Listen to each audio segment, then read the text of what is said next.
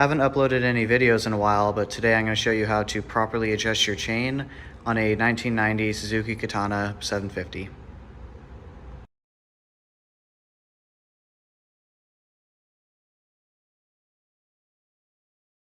So the very first step is you're going to want to remove your cotter pin from right over here, assuming you actually have a cotter pin in your model. After you've done that, you're going to want to loosen this nut to the point where you actually have some play inside of here and it's no longer holding the wheel in a very specific position. On my bike, you'll also notice I have two nuts back here. There's actually a reason for this. This back one right over here actually helps hold down this other nut. It helps reduce the likelihood of them vibrating loose. And this one is just something I'd strongly recommend to anyone else. You don't just want one, you want two bolts back there. Now that this is nice and loose, what you're gonna wanna do is, depending on what you have, I currently have some 13 millimeters on here, but you're gonna wanna loosen this up enough to where you have some play inside of here, and you're gonna wanna do that for the other side as well. So the very next step, I'm not gonna be able to imitate today, but I'll explain how it works. You're actually gonna want someone to help you with this. When you're adjusting your chain, you need weight to be applied to the back seat as if you're actually riding it. And what you're gonna wanna happen is take it off its kickstand, have someone sit on it as close to your weight as humanly possible. And then when that happens, the rear wheel, it's gonna start coming up and your chain, it's gonna get a whole lot stiffer. Whenever my brother helps me do this, he weighs maybe 30, 40 pounds more than me. And that's actually a problem for me. Whenever he does this and I tighten it and it's perfect, he hops off, I hop back on, and just that small amount of weight difference, when I'm on it, suddenly the chain is super loose. So you're gonna wanna have someone who weighs as close to you as possible when you're actually doing this.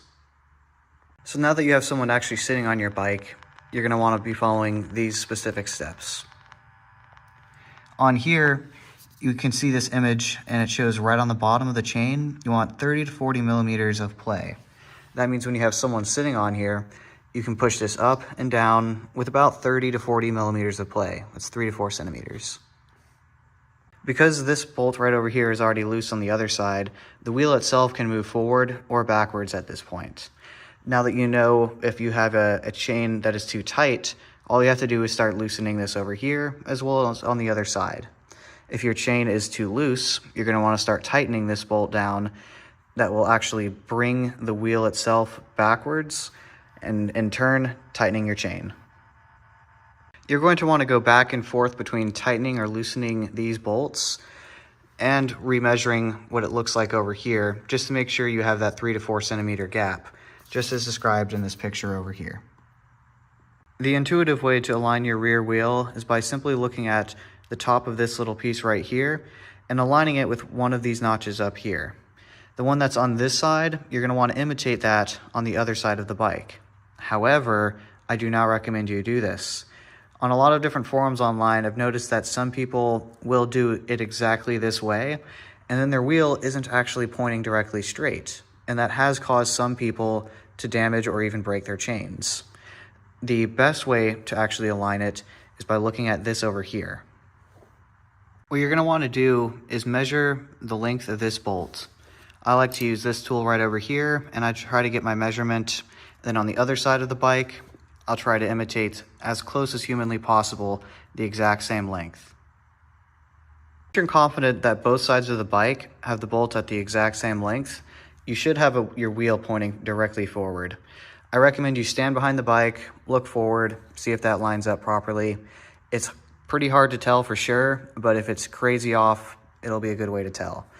I also recommend you look at the chain and see if that's lining up perfectly, because you might be able to see a little bend where this sprocket ends and how it lines up with the rest of the chain. You're now also going to want to remeasure the slack that you have over here and make sure it's still that 3 to 4 centimeters amount of slack. Now this next step is going to depend on what kind of rear axle nut you have. I'm using the normal nut with cotter pin. That means I'm going to have mine between 36 and 58 foot-pounds. There's also a self-lock nut that you could have it between 40 and 63.5 foot-pounds. However, I'm going to strongly recommend you have yours tightened to very close to or at 58 foot-pounds or 63.5 foot-pounds. That's because This bike has a semi-common problem that where when you apply a lot of torque or sudden acceleration to the bike, the chain, it's going to try to force this wheel inwards. That's the whole reason you have this whole assembly back here, specifically to hold it in place so it doesn't force itself forward. Now the original part is this right over here. This is the standard part that comes with all the bikes. However, I cannot stand this part. It's a much weaker metal, and what'll happen is if you don't tighten this enough, this isn't going to be holding the wheel in place anymore. And this piece right over here, it's going to be either forced into the swing arm, or it can just simply get misaligned or partially forced into it. And I've actually had problems with mine bending, and I've bent it out. And so it looks correct now, but if you asked me about this a week ago, this was bent, and now because it's been bent, it's no longer as strong and it's more prone to being bent as well. So instead of using that, I created my own part. This right over here, originally it was holding onto something on my parents' roof, and since they held onto the metal, I decided to cut it up and create this. This over here, because it has this lip up top, it's not going to be able to rotate as easily anymore because it has that lip holding onto it. Another thing is, because it lines up so, I want to say perfectly, but at the same time horribly, because when it lines up, this piece can bend outwards and it just really wants to force itself inwards. It's just a really poor design on Suzuki's part. And because this also extends further down, it is much, much harder for it to be forced inwards or just side to side. So I recommend you make something like this, or simply torque it down to 58 foot-pounds or 63.5 foot-pounds.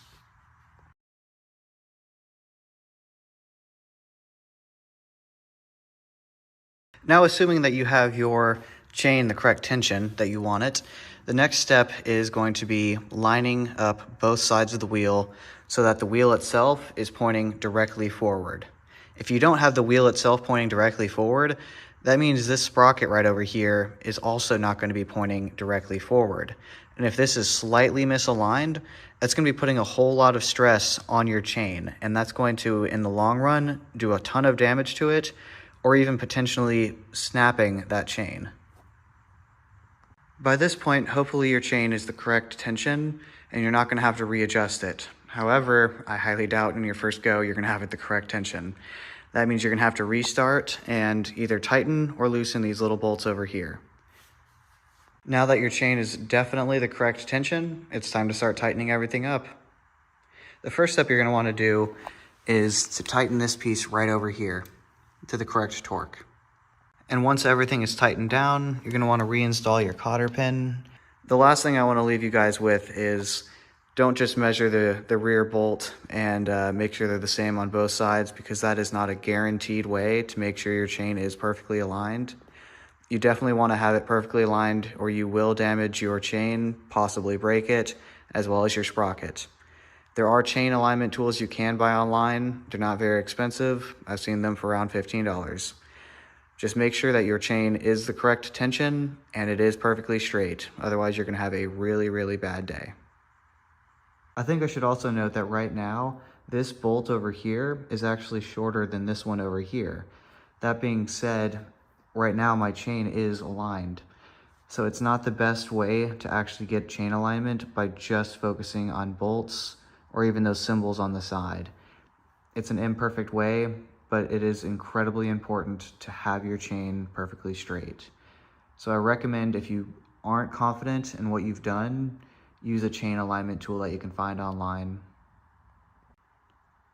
So as usual, if there are any corrections I need to make, I will put it in the description below.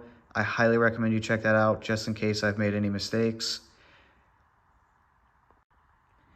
If you have a question on how to fix your katana, even if it's not about chain alignment, throw a comment below and I should get back to you within maybe 24 hours, generally a lot sooner than that.